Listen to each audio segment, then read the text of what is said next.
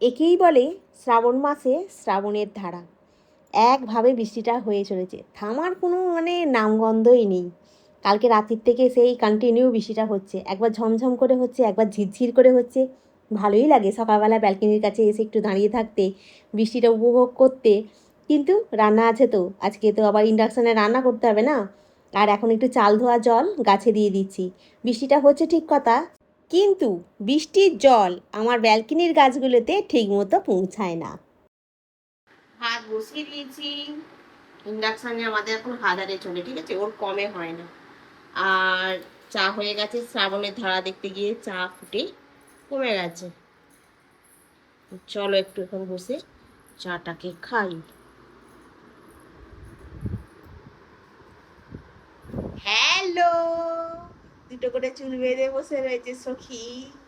ভাবনা কাহারে বলে, বিস্কুটটা নিয়ে সখী, যাতনা কাহারে বলে।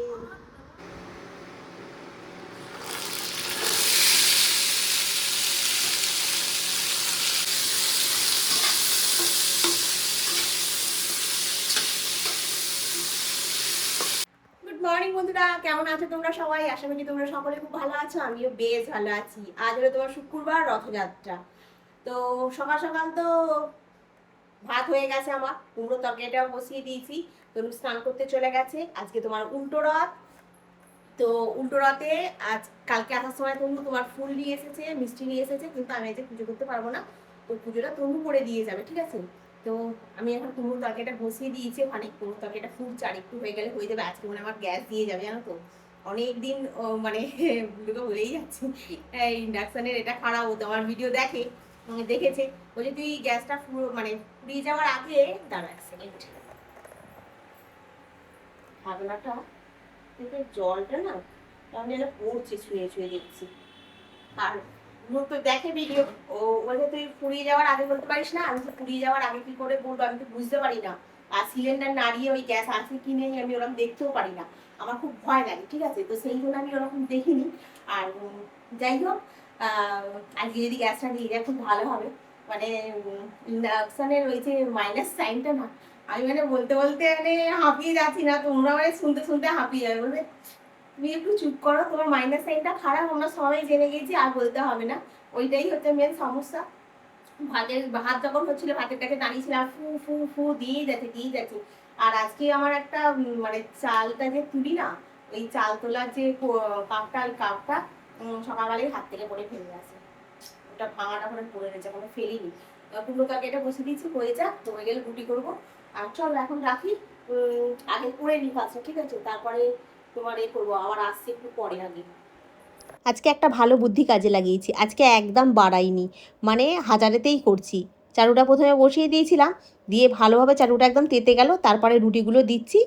আর বেশ ভালো ফুলছেও, আর রুটিগুলো আজকে খুব সুন্দর হয়েছে, একটুও পুড়েও যায় না, কিছু হয়নি। আমি না 1200 তো দিয়ে দেবো, আর সেই চারুটা বড্ড হিট হয়ে যাচ্ছে তো, আর নিচটা কীরকম একটা ধরে মতো যাচ্ছে, ভালোভাবে করতে পারছি না। আজকে একদম পারফেক্ট হয়েছে। জগন্নাথ দেবের জন্য মালটালা নিয়ে এসেছে, ফুল টুল দিয়ে সাজিয়ে দেওয়া হয়ে গেছে। এখানে গোপাল বসেছে, আর কালকে আসার সময় রসগোল্লা নিয়ে এসেছে, রসগোল্লা দিচ্ছে এখন, ঠিক আছে? এটা তোমার আলু ভাজা, আর এই হচ্ছে তোমার কুমড়োর তরকারি। আর এখানে তো ভাত হয়ে গেছে। কাটা তোমার 7টা 34।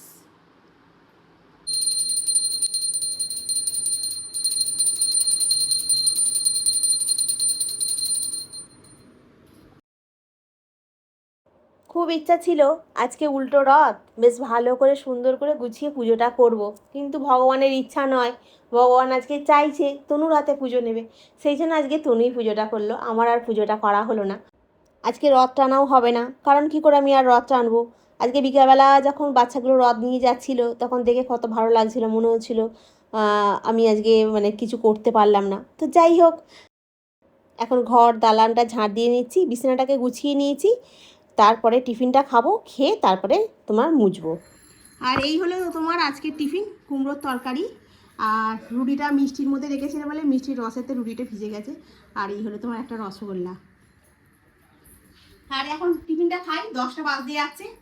আর ঘর দালানটা ঝাঁটফাট দেওয়া গেছে, ঘরে বিছানাটা গোছানো হয়ে গেছে, ঘরে বিছানাটা একটু ছেড়ে পরিষ্কার করে দিয়েছি। এবার টিফিনে খেয়ে বাসনগুলো মাজবো, ঘাতলাটা মুছবো।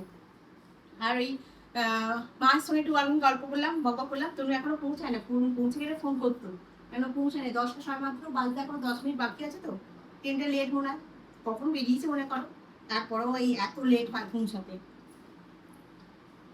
টিফিনটা খেয়ে একটুও বসিনি, সোজা চলে এসেছি তোমার রান্নাঘরে। বাসনগুলোকে টপটপ টপটপ করে মেজে নিচ্ছি, এক রাস বাসন পড়েছে। আর এখানে হেডফোনটা কানে দিয়ে আর ফোনেতে তোমার শুনছি, পডকাস্ট শুনছি, জানো তো বেশ ভালো লাগে আমার শুনতে। এবার গ্যাস ফ্যাস মুছবো, ইন্ডাকশানটা মুছে পরিষ্কার করবো। আজকে তোমাদেরকে একটা কথা বলি, এই যে আমি ফ্ল্যাটটাতে থাকি, এই ফ্ল্যাটটাতে একমাত্র বলতে পারো আমার বোনের জোরে আমি এখানে আছি, ঠিক আছে? নালে দেখো কারুদের তো নতুন ফ্ল্যাট কেউ কি থাকতে দেবে? ধরো আমার স্বামী যদি হতো, আমার স্বামী কি থাকতে দিত আমার বোনকে? থাকতে দিত না হয়তো। তো যাই হোক, এখানে মানে আমি আমার বোনের জোরেতেই আমি এখানে আছি, মানে আমার বোন চায় বলে তাই। কারণ আমার বাপের বাড়িতে আমার জায়গা হয়নি, কারণ আমার বাপের বাড়িতে এই জন্য জায়গা হয়নি কারণ আমার ডিভোর্স হয়ে গেছে। আর সবাই জিজ্ঞাসা করবে মেয়ে এখানে আছে কেন, তো সেই জন্য একটা মান সম্মান লজ্জা এরকম ব্যাপার থাকে, সেই জন্য আমার বাপের বাড়িতে জায়গা হয়নি। তো আমি যাবোটা কোথায়? তো সেটা জন্যই আমাকে বুলু এখানে থাকতে দিয়েছে, ঠিক আছে? আর বুলু যে থাকতে দিয়েছে ও বলেইছে তুই যতক্ষণ না তুই মাথার উপরে ছাদ একটা কিছু করবি ততক্ষণ পর্যন্ত তুই এখানে থাক, তোকে কেউ কোনো দিন এখান থেকে তুলবে না। ঘরে প্রতিটা ফার্নিচার আমি আস্তে আস্তে ধীরে ধীরে ইএমআইতে দিয়ে দিয়ে করেছি। তাও সবটা ইএমআইতে নয়, যেমন কিছু ধরো এসিটা ইএমআইতে কিনেছি, প্রতি মাসে 4,000 টাকা করে শোধ দিয়েছি আমি। তারপরে ধরো টিভিটা আমার ইএমআইতে কেনা, তারপরে ধরো তোমার আমার ডাইনিং টেবিলটা ইএমআইতে কেনা, এই কয়েকটা জিনিস আমার ইএমআইতে কেনা। ফ্রিজটা বুলু কিনেছে, ঠিক আছে? ফ্রিজটা আমার নয়। এছাড়া খাট বলো, মানে স্টিলের খাটটা ওগুলো তো বেশি দাম নয়। আর তোমার আমার বাকি যে কাঠের খাটটা এগুলো তো আমার বিয়ের থেকে মানে পাওনা আমার ঘরে এসেছে, ঠিক আছে? মানে আমার বাবা দিয়েছিল, সেগুলো ডিভোর্সের পর আমি পেয়েছি, সেগুলো চলে এসেছে। এই ফার্নিচারগুলো কিনতে কিন্তু ব্যাপক কিছু টাকা লাগে না, 50,000 টাকার মধ্যে ইএমআই করলে সবাই এখন কিনতে পারে। কিন্তু একটা বাড়ি বলো, একটা ফ্ল্যাট বলো, একটা ইএমআই করতে গেলে তোমার মাসে কত টাকা যাবে? আর ব্যাংক আমাকে দেবে কেন? কী দেখে আমাকে দেবে ব্যাংক? ব্যাংক কি আমার মুখ দেখে দেবে যে চলো ওর মুখটা দেখে দেবে? তা তো করবে না ব্যাংক। ব্যাংক দেখবে তোমার মাসে ইনকামটা কী আছে। আমার মাসে ইনকাম জিরো, আমায় কেন দেবে?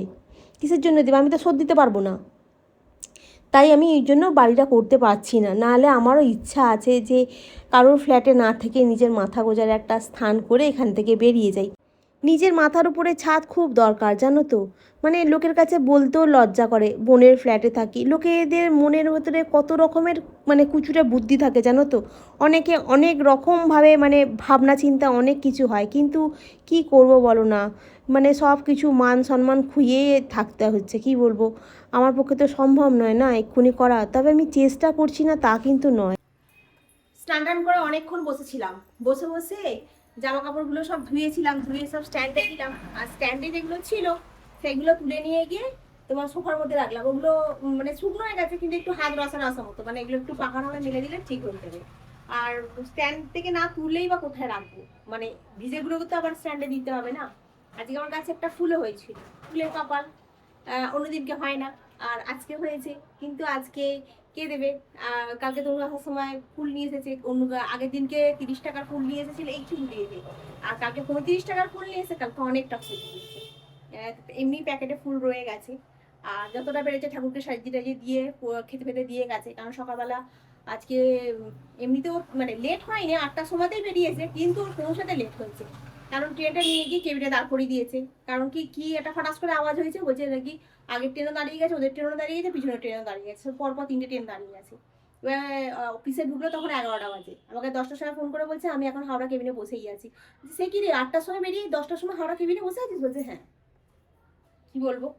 তো যাই হোক, 11টার সময় ফোন গিয়ে পৌঁছে আমাকে একটা এসএমএস করে দিল যে আমি লিফটে আছি, অফিসে ঢুকছি। আমি ঠিক আছে।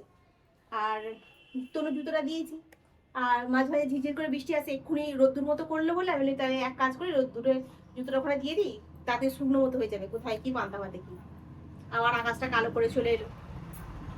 চলো আমি এখন ভাত খেতে বসবো। গাছের ফুলটা দেখে মায়া করছে, যে ফুলটাকেই বলছি যে অন্যদিনকে ফুটিস না, আর আজকে ফুটলি, আজকে তোর কপালে নেই যে ঠাকুরের পায়ে যাবি। যে কোনো জিনিসই ঠাকুরের পায়ে পড়লে সেই জিনিসটার মানে একটা হয় না, মানে ধরো ওর হয়তো ওই ফুলটা ফুটেছে, ঠাকুরের পায়ে গেলে হয়তো ওর পুনর্জন্ম হবে আবার, এরকমও তো হতে পারে। তো যাই হোক, সেটা আর হলো না। এটাই হচ্ছে কপাল, বুঝতে পারছো? এটাই হচ্ছে। খেতে বসে পড়েছি, কুমড়ো তরকারি আলু ভাজা দিয়ে ভাত, আর তার সঙ্গে একটুখানি মিষ্টি আচার নিয়েছি। মিষ্টি আচার দিয়ে খেতে খুব ভালো লাগে না? তো চলো খেয়ে নি, ঠিক আছে? 2টো বেজে গেছে, 2:30 বাজতে যাচ্ছে, খিদে পাচ্ছে। বাসন টাসন নিয়েছি দুপুরবেলা, আর এখন রান্না বসিয়ে দিয়েছি। এবার ভাবছো কি করতে, সময় রান্না বান্নার কথা এখন 4টে বাজে, রান্না করতে পারবো 10 মিনিটের মতো বসেছি আজকে। একটু মানে খেয়ে দিয়ে উঠে বাসনগুলো মাজলাম, টেবিলটা পরিষ্কার করলাম, এগুলো করে নিয়ে আর সাথে সাথে সোয়াবিনটাকে ভিজিয়ে দিলাম, দিয়ে আলুটা দিয়ে করলাম। কেন বলছি বলবো, তবে আজকে বলবো না, কারণ এই ভিডিওটা পোস্ট হবে তোমার কালকে শনিবার, কালকে পোস্ট হবে। কালকে ভিডিও বানাবো, রবিবার যখন পোস্ট করবো তখন বলবো। নিয়ে মশলাটাকে কষিয়ে নিই, আর এই সোয়াবিনটা এখন রান্না করি, আর রুটি করবো, ঠিক আছে? রুটি করবো আর এই করবো সোয়াবিনের তরকারি, আর কিছু হবে না। চলো করে নিই, এখানে বাসন আছে, এগুলো গোছাতে হবে।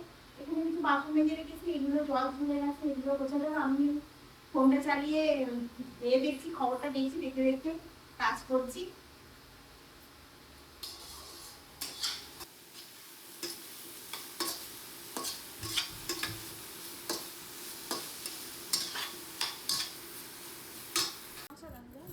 হ্যাঁ, 4টে ডাসা পেয়ারা নিয়ে এসছে তুমি ট্রেন থেকে।